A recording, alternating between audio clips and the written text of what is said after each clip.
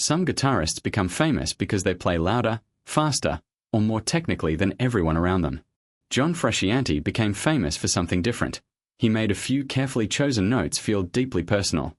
When he joined the Red Hot Chili Peppers as a young guitarist, few could have predicted how strongly his playing would shape the band's identity.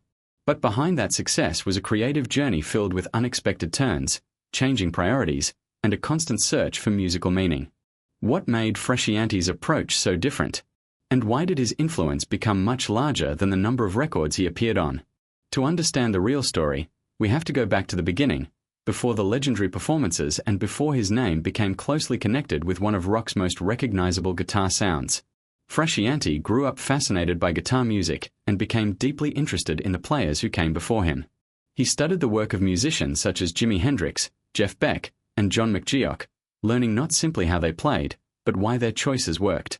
This became an important part of his own development. Rather than treating the guitar as a machine for producing impressive sounds, Frusciante began thinking of it as another voice inside a song. That philosophy became especially important when he joined the Red Hot Chili Peppers. The band already had a distinctive rhythm section and energetic identity, but Frusciante brought another ingredient: space. His guitar parts could be bright and rhythmic one moment, then suddenly become atmospheric and restrained. He understood that a guitarist does not always need to fill every second with sound. But that wasn't the full story. As the band grew into a major international act, Frusciante's guitar became a central part of its musical character.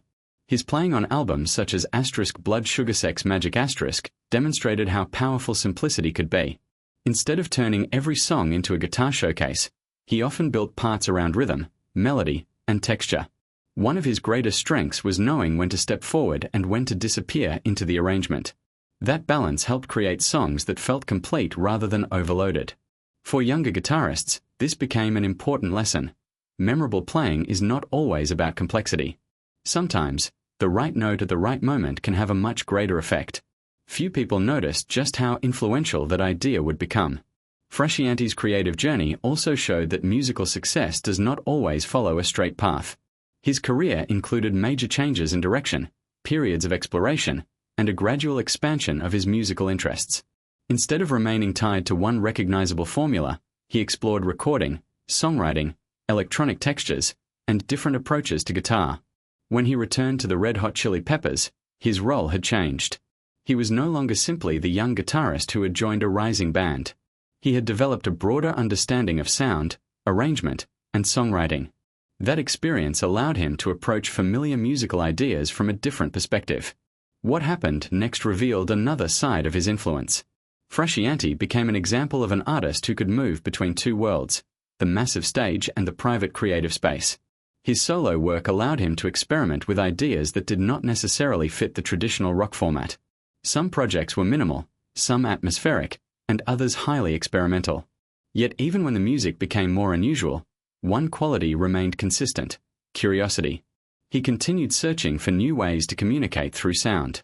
That curiosity is perhaps the most important part of his legacy.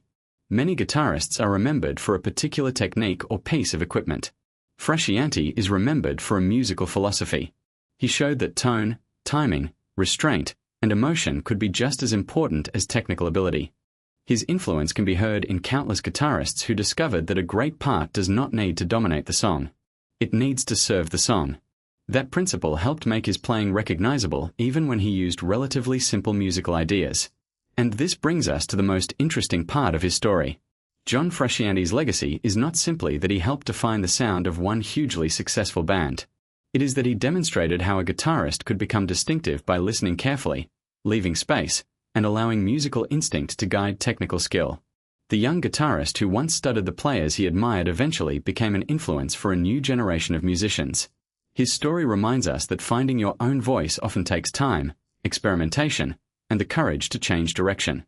Perhaps that is the real revelation behind John Frusciante's career. His greatest contribution was never about proving how much the guitar could do.